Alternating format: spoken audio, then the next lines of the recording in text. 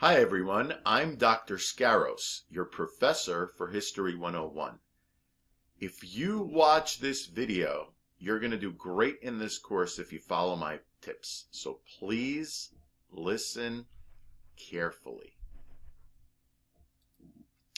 Okay, so this is called History 101, How to Pass, How to Avoid Failing, and How to Do Great. And it's updated for the brand new version of the course as per May 2018. So there are 8 total assignments in this course. Week 1, you have a discussion board. Week 2, you have another discussion board.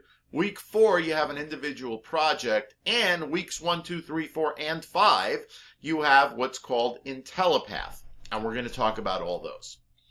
But first, I want to give you my best tips because I've taught this course hundreds of times. I've had thousands of students. And my tip is, it is best to do your discussion board and IP assignments first. Get them out of the way. Here's why. Even though they're due later in the semester, my tip is to do them first. The DB and IP assignments have deadlines, okay? So if something happens to you and you have to turn it in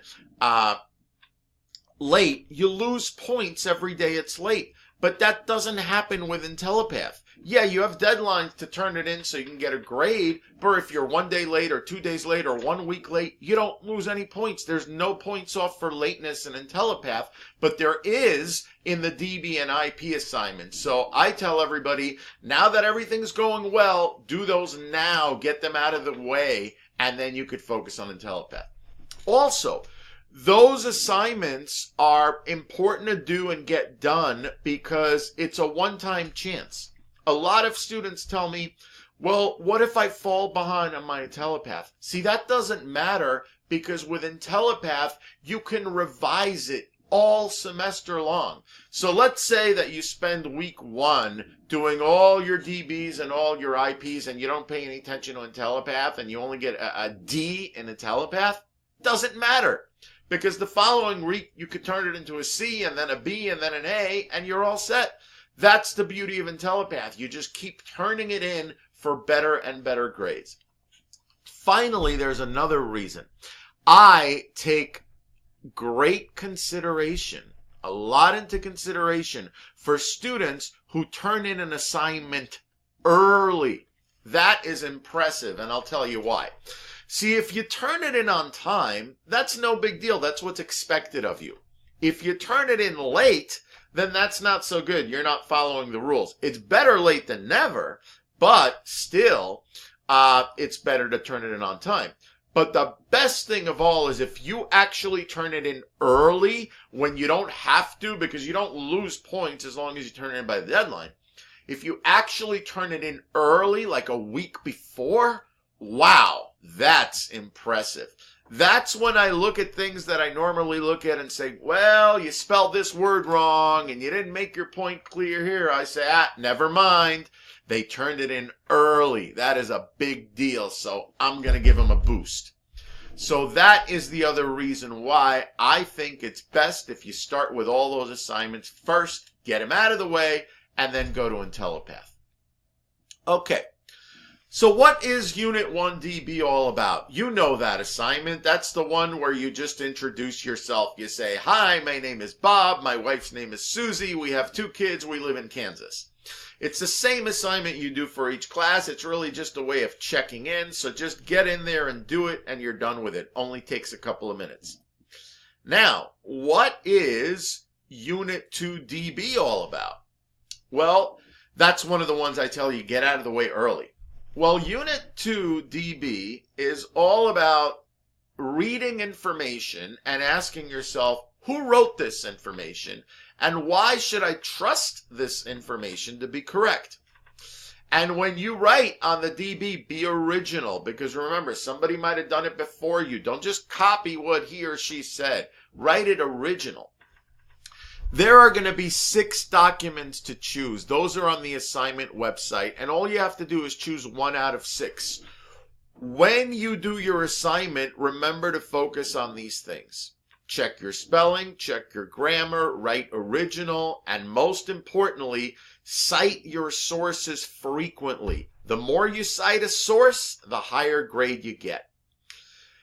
You're going to tell us the title of the document you chose, when it was written, who wrote it, and describe the author. Who is the author? What's the author's background? Then you're going to summarize the document, and then you're going to tell us how you feel as a result of the document. Did you know about this topic before? Whatever the topic is, did you know about it before you read the document, and did it change your mind? Or if you didn't know anything about it, what have you learned? And don't forget, with this discussion board, it's not like the intro.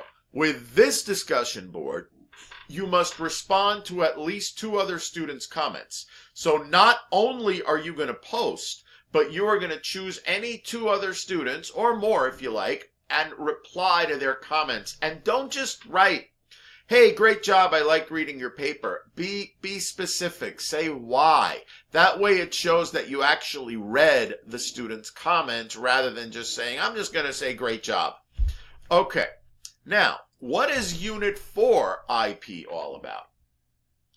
Unit 4 IP is about becoming informed by examining various and differing points of view. So it's not looking at just one side, looking at many sides. There are 4 topics. You don't even have to know what the topics are right now. This is just to explain it. So the 4 topics that you'll see on the website are Reaganomics, the Gulf War, the rise of conservatism, and the fall of the Berlin Wall. And don't let the topics scare you, because I will tell you what these topics are about. The point is, you're going to choose one topic and read all the documents within that topic. You don't have to choose all 4. You only choose one, but then you read the differing points of view about that topic. And you will be graded like this.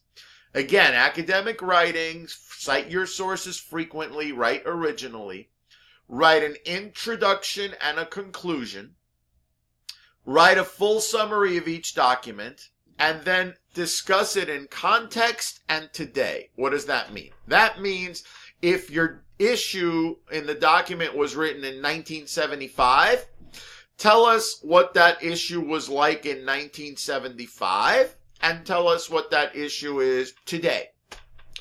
Okay, and that is basically that. Now, when you see these grading criteria, let me give you a little bit of advice. Don't be intimidated by them. It's just the college's way, any college, to show the outside world that, look, we really take our job seriously and we really make our students do this, this, and that. And sometimes the language is a little intimidating. Don't let it bother you. Just go in there, be natural, do your paper, be original, cite your sources, and you'll do a great job. Okay. Finally, what is IntelliPath about? IntelliPath is a self-study guided weekly lesson. Each lesson is called a module, and students move from module to module. Now, this is what's really important. Every week, I provide a live class session where I make the week's lesson easy, because some of these modules are written in confusing language. So I unconfuse you. I make it easy. I give you what you need to get started on your modules. Now, you should make every effort to get to class live. But if you can't because you're working or something else, don't worry.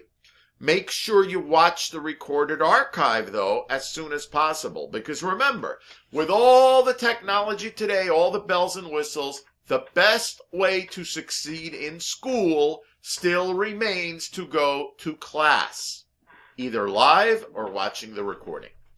And also, if you start each week's modules with determined knowledge, there's a part called determined knowledge, then you can skip over those same modules in later weeks because they're often repeated, and that makes your workload lighter and easier.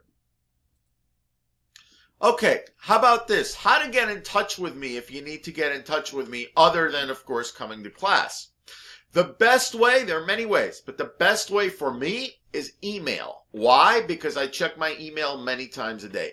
You can also use this great feature called the instant message feature, which is on the course website. And there are many easy ways to solve problems and get answers with that. That's like chatting with your professor or with each other like it was Facebook, but it's the course website. It's a great tool, but of course the other person has to be there, so I may not always be there. But it's a great tool to use, but email is the surest way. And finally, to summarize, number 1, remember everything in this video carefully. Number 2, go to class every week, and if you can't make it live, then make sure to watch those recorded archives. Number 3, do your Unit 1 DB, Unit 2 DB, and Unit 4 IP nice and early. Get them out of the way, and by finishing early, you are impressive. It's key to be impressive. Then, number 4, you can have the rest of the semester to do all your IntelliPath. Each week after my class, go to Determined Knowledge, complete that, then do your modules, and you could revise all the modules from all the weeks, all semester long for higher and higher grades. If you have any questions, please email me. And that's it. You are all set. Now you have the formula to get an excellent grade in this course in a quick, easy, educational, and informative, enjoyable way. Have a great semester, and I look forward to seeing you in class. So long.